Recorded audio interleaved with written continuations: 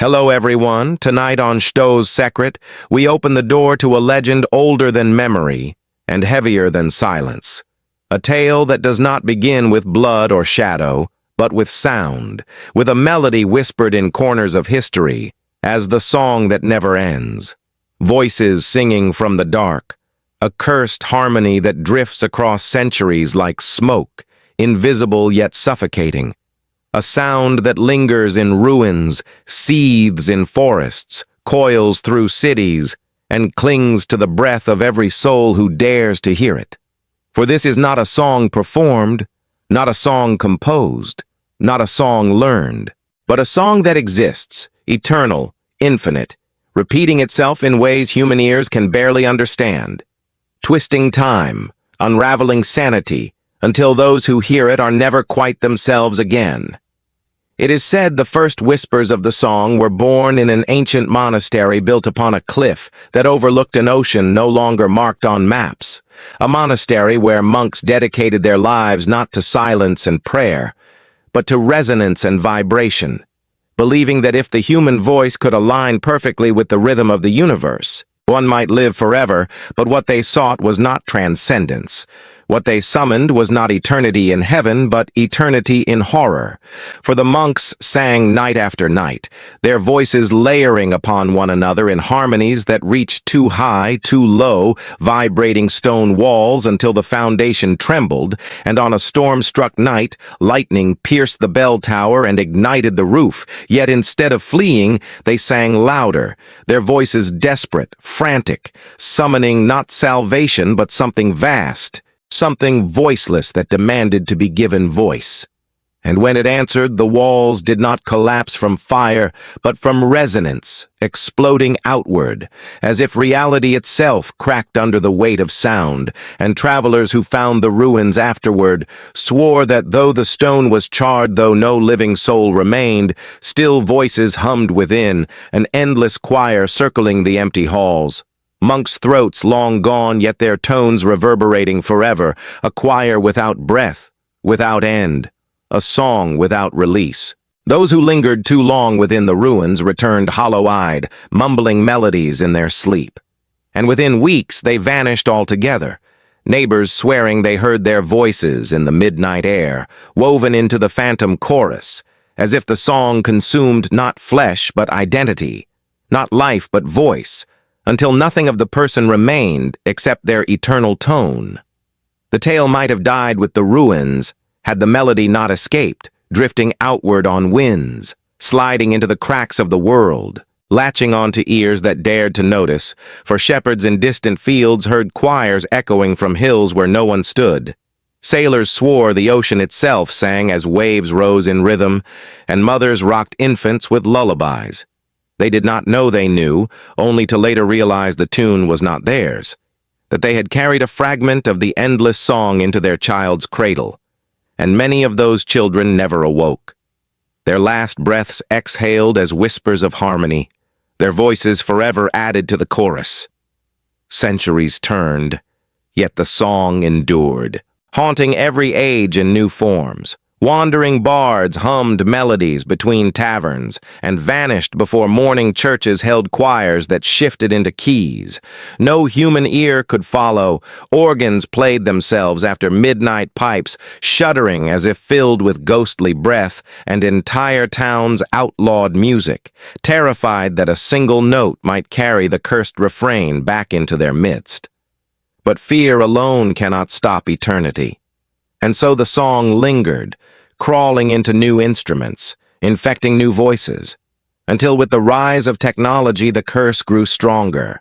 For when the first gramophones were brought near the ruins of that monastery, their recordings did not capture prayer or chant, but instead static that twisted into harmony, wax cylinders warping, grooves carving themselves deeper and deeper as though something inside struggled to break free. And though researchers smashed the cylinders, burned them, buried them, still the voices returned on other devices, radios bleeding with strange tones between stations, phonographs spinning even when unplugged, speakers humming names in the dark.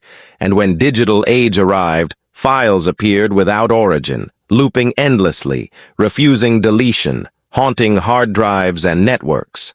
Their metadata reading only unknown choir, track 0, duration infinite, and no matter how many times users deleted, reformatted, or destroyed their devices, the melody returned because the song is not stored on machines, it is stored in the silence between signals, in the air between breaths, in the dark between heartbeats. Witnesses across the world describe the same torment, that it begins faintly, a hum behind the ear, a vibration in the chest, and slowly grows clearer until the listener realizes the song is not around them, but inside them, pulsing with their blood, breathing with their lungs, threading itself into every thought, and soon they cannot distinguish their own voice from the chorus. For when they speak, the words are accompanied by harmonies beneath, as though unseen voices echo them in perfect unison. And sleep becomes impossible, because in dreams they stand in black chambers where endless figures without faces sing without pause. And each time they dream, the chamber is larger, the choir louder, until one night they wake not in their bed, but in that chamber itself, their own throat open in eternal song, their body gone from the waking world forever, and loved ones find only silence or worse. Find the missing person's voice woven faintly into recordings, into static, into the night wind, crying for release but never escaping. The song has no mercy, no pattern, no logic. It simply exists infinite and devouring. And though countless have tried to study it, to map its harmonies, to decode its patterns, none succeed, for the notes shift endlessly, morphing with each listening, and every attempt to write it down ends with the ink smearing, the pages tearing themselves, or the sheet music altering when glanced away. And some musicians whisper that the song itself resists containment, that it mocks notation, that eternity cannot be imprisoned on a page. Still, some persist, obsessed, driven mad by fragments they cannot unhear. Their journals filled with desperate scrawls, pages blackened by endless attempts to draw sound, and many of them vanish too, their last entries describing the choir, calling them by name, promising release, demanding harmony, until silence swallows their words forever. Yet even as their words fell silent, the song itself carried on, humming through abandoned houses, weaving into the cracks of cities, drifting across oceans.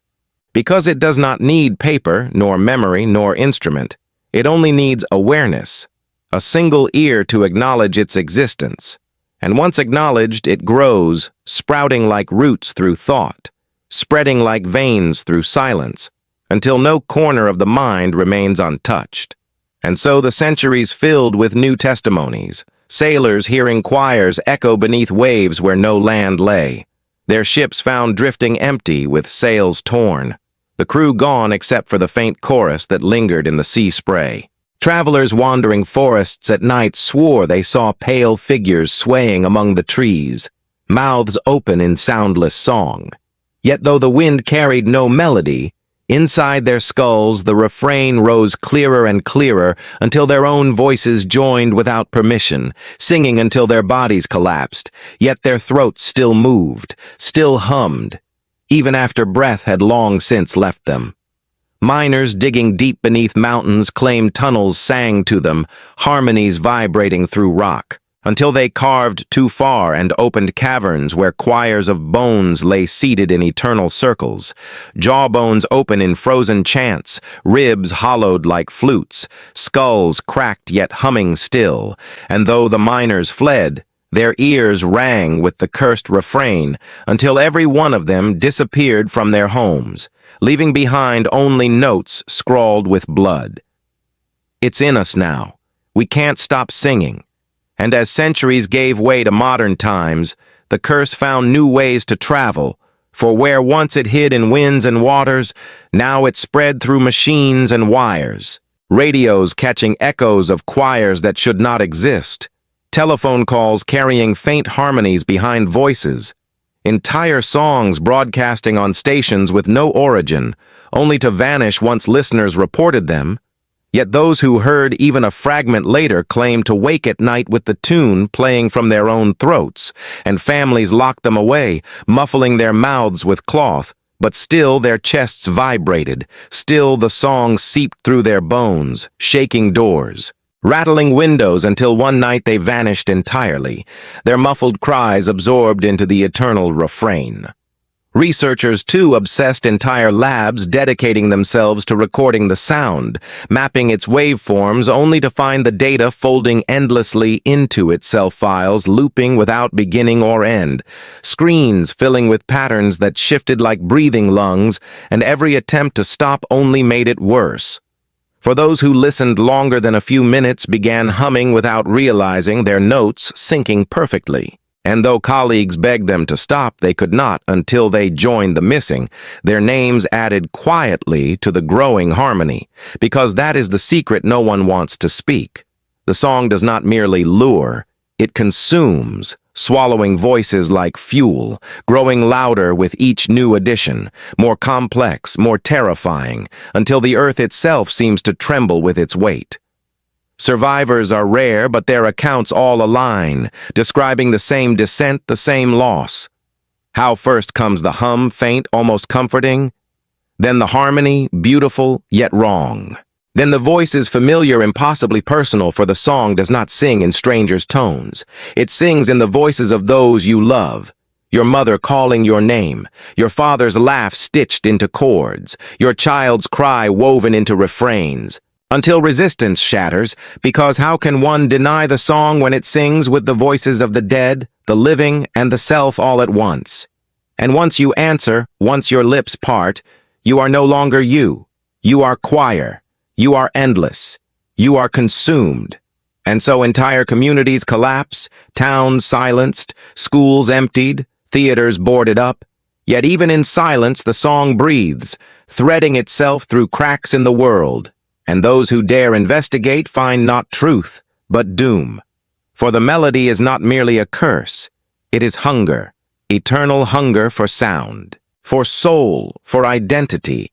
And even now, as I recount these words, perhaps you feel it stirring in you.